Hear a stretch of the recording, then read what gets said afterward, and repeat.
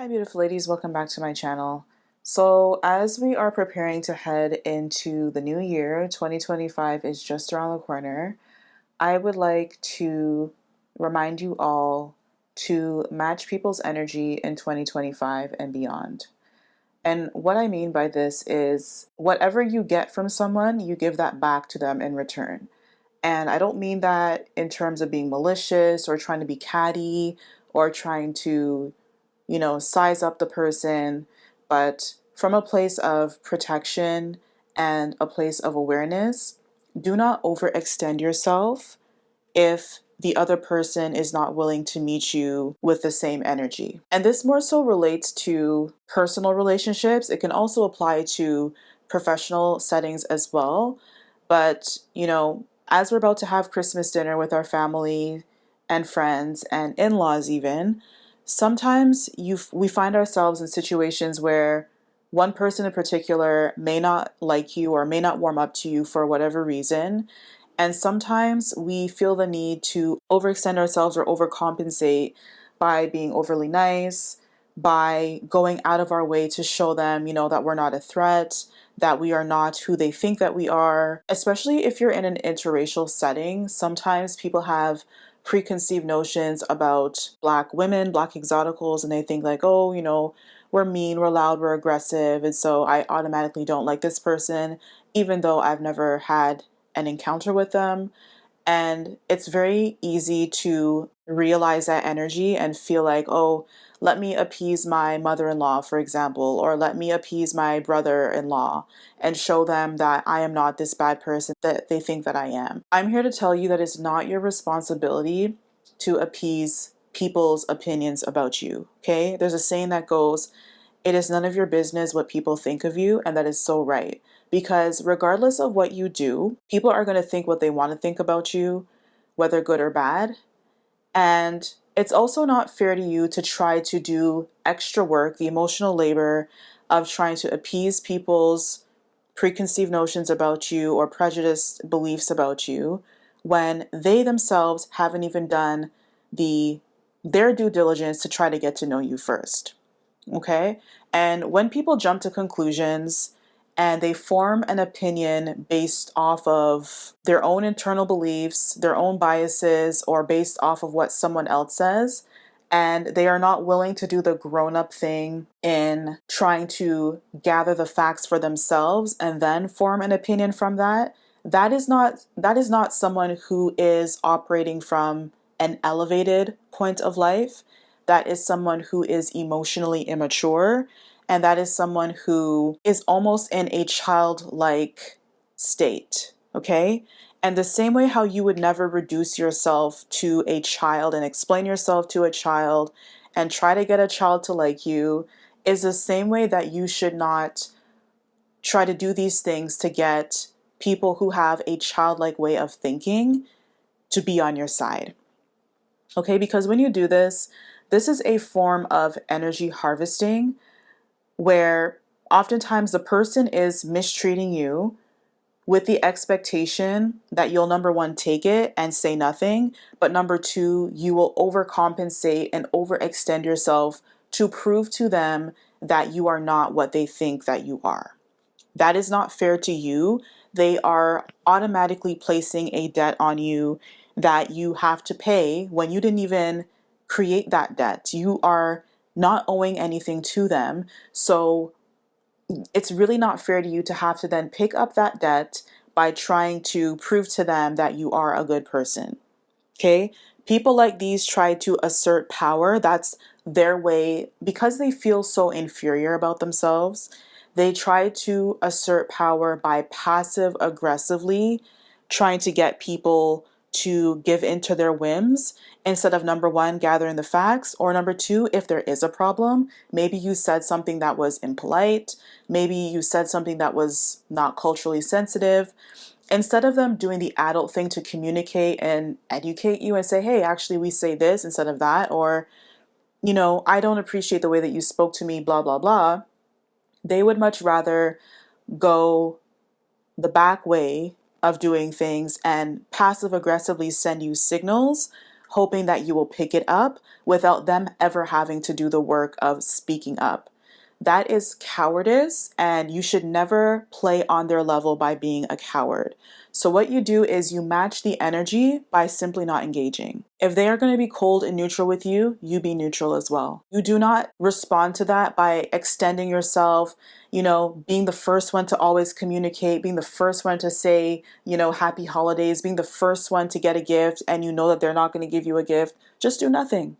Just be respectful and be polite and nothing more. And of course, whenever you match people's energy like this, you are always going to be painted as the bad guy, as if they forgot their ill treatment toward you, or if they think that they're in the right to treat you this way.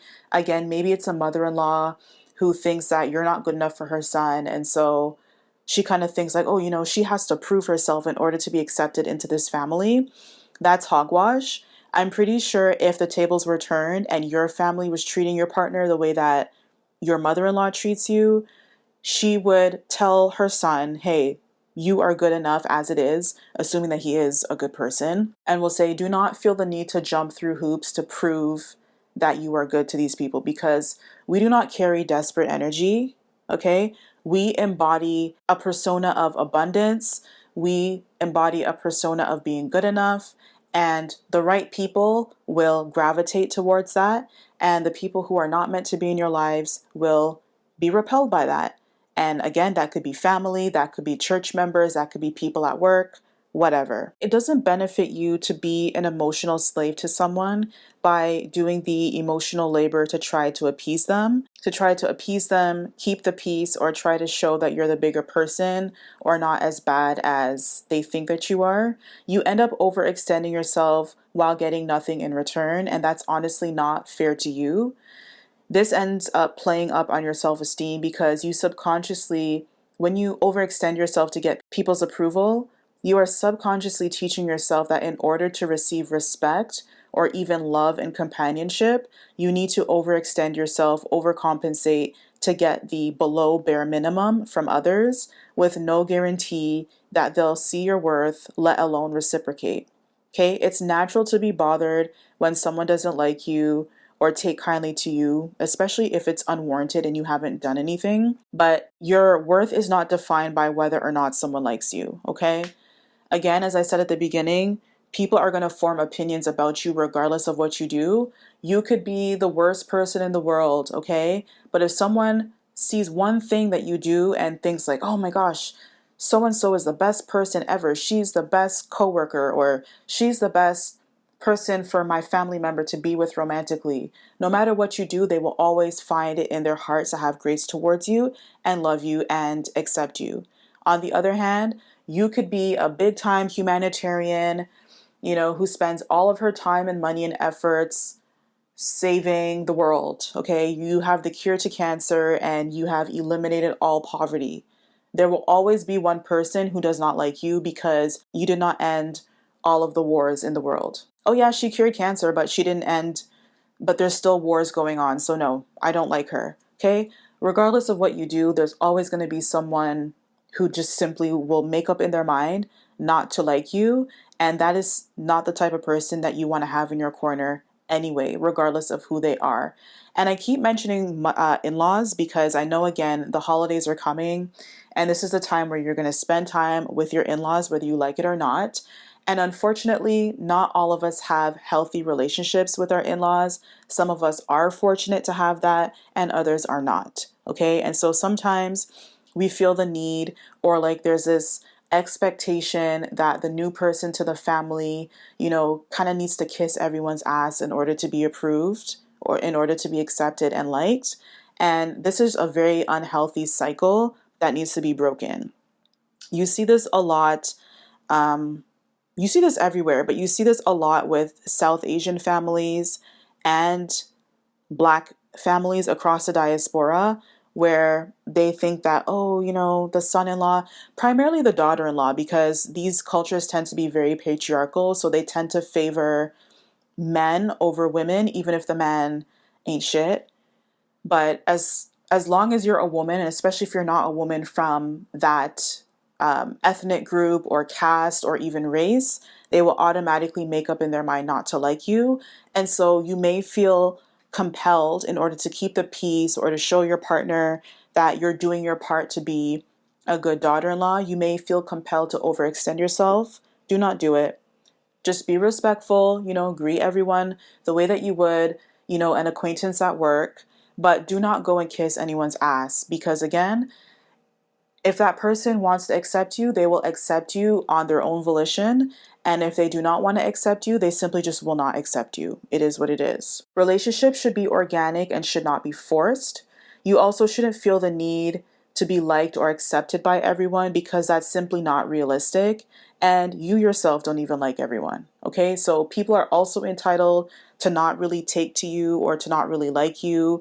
And some people, from their own perspectives in life, their own preconditioning, it may take them a little longer to accept you, not because of anything that you've done. Even though that treatment is being extended towards you, it's not because you've done anything or you have not done anything. People have their own lived experiences from previous situations that they use to shape their perception of reality. And you may just be on the receiving end of that, just depending on the situation. When you kind of stand back and give people space to figure out what they want to make of you, you're signaling, number one, to that person that you're not a pushover, that you know your worth. People are more likely to get over themselves and be like, okay, I actually can't push this person around. Okay, what I'm trying to do here is not working, so let me just chill out. Especially if everyone else likes you in that situation, they're gonna look dumb because it's like, oh, I don't have any allies. Okay, if I can't beat them, let me just join them, type of thing.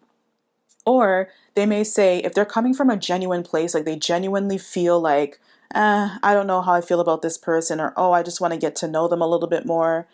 They may genuinely be like, okay, I've encountered this person, they seem pretty cool. Okay, I guess there's nothing to worry about. Let me just warm up. Let me be more open to this person. Both situations happen. It's very natural. But again, if that person decides that they simply want to stick to not liking you, then let them. Let them not like you. Focus on the fact that people love you, especially if your partner agrees, that you're a good person and that that person's crazy for not warming up to you, and they sort of have your back and they defend you, then you have nothing to worry about. At the end of the day, it's about you and your partner and nobody else. But if your partner is putting you in a situation where they're dismissing your feelings and they expect you to overextend yourself, even though it's pretty evident that this person is trying to create this unhealthy power dynamic, then I encourage you to just evaluate the situation. Do what you need to do to keep yourself safe, okay? Your mental health is far too valuable for you to be jumping through hoops to appease people.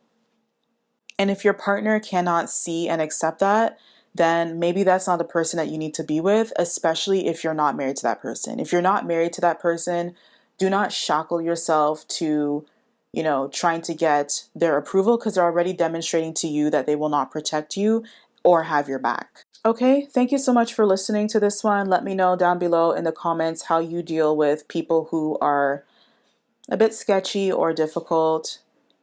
Thank you again for watching, and I will see you in the next video.